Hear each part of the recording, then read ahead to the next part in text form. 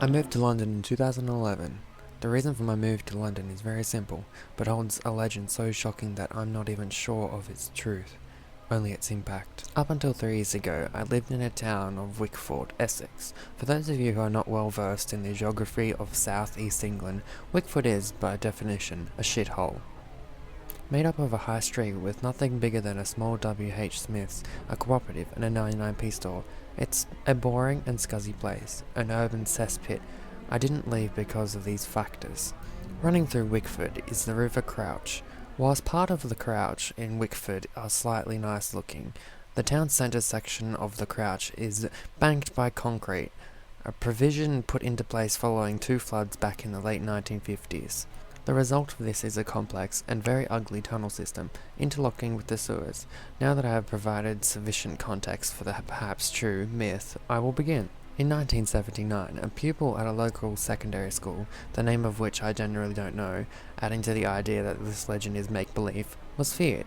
His name was Jack Kyden, and whilst a popular womanizer, his mean streak bordered on sadism. He relished in putting other peers in pain, so much that he had made your average playground bully seem generous. Kyden's good looks were unmatched, even though his grin was apparently wolf-like and deeply unsettling. On a fateful stormy night in the middle of winter 1979, a group of the more commonly targeted of Kyden's antics felt they had finally taken enough grief from him. They attacked him as he strolled down London Road.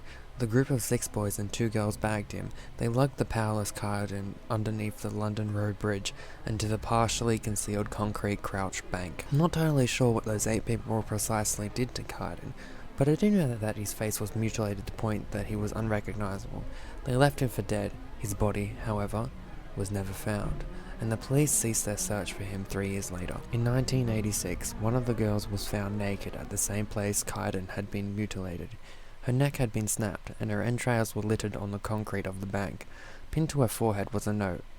Cold. The police struggled to find a motive. The unmarried girl had just given birth to a daughter, but the confrontational father, who was not in a relationship with the girl anymore, had an alibi. Unable to find a convincing perpetrator, the case went unsolved. 6 months later, a young sewage maintenance officer was discovered by a co-worker. There were clear signs of a struggle. He had been grabbed from behind and drowned in the water. Again, he was one of those who attacked Kyden. For a time just prior to my move to London, I had attempted to research these murders. Unfortunately, the records for Wickford's local newspaper, the Weekly Echo, only exist from 1968 to 74, and then from 1995 onwards. The atmosphere that the supposed murders left was toxic, and that was evidence enough for me to want to leave. I did find one article that worked as kind of evidence. From June 1999 was the report of a 12-year-old girl's disappearance near the River Crouch. The author mentioned in passing that the girl's mother had died in 1986, under similar circumstances to the girl's disappearance. I still wonder today if this means that Kyden was also after the children of his original victims. A further 4 of the boys that had played part in the attack on Kyden were gruesomely murdered in the late 1980s. Because I am unsure of these 4 men's names, I will refer to them as B1, B2, B3, and B4. B1's decapitated body was left on the road and his head just underneath a sewer gate. B2 was stabbed to death, with the word cold carved into his forehead. B3 and B4 were found sewn together and had clearly starved to death, stuck in the middle of a sewage pipe clogging the waste. The girl that had not been killed back in 86 was abducted in March 1991, aged around 27. She was childless, just like all the other victims have been, bar the first girl. This girl was never murdered. Instead, she was sighted at the high street 3 months after she was taken, with a blank expression. She jumped in front of a car. There was now only one of Jack Kyden's attackers left alive.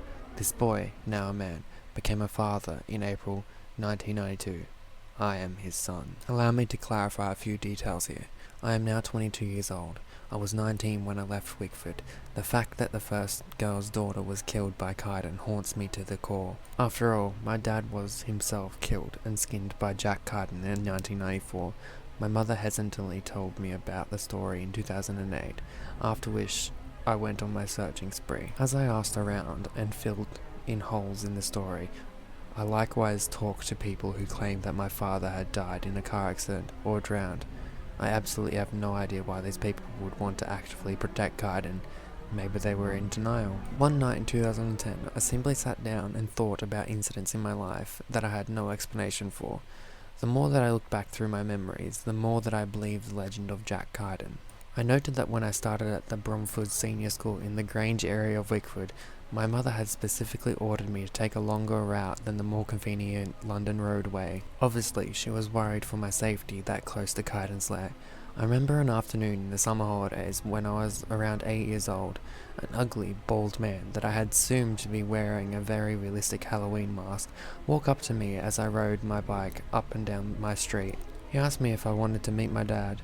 I told the man that my father was dead, to which he pulled a very sinister expression, strangely visible through the mask. I had thought and remarked, "I know." I was totally creeped out and biked home faster than ever before. So why did I abruptly drop everything and make the move in 2011? My mother died of cancer in late 2010. I inherited a house.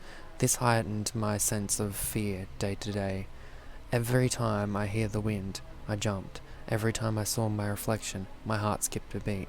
In November 2011, more than 3 decades after Kaiden's mutilation, I failed to sleep on a stormy night. I kept hearing noises around the house, but whenever I went to investigate, I found no intruder. I was driven so sick by this that I had packed a small bag and caught the train to London Liverpool Street Station to stay with my mother's family there. They had previously offered to host me routinely since my mother's death. I have never gone back to Wickford. Instead, I asked my friends to collect my possessions into a moving van and instructed a real estate agents to put my house on the market. Like I said before, the reason for this move to London is simple, but holds a very shocking legend. The reason that I moved to London is that the police called me on my first afternoon at my aunt and uncle's house. They informed me that there had been a break-in at my Wickford residence, but nothing had been taken. Instead, one word had been scrawled on the walls all over the house: cold.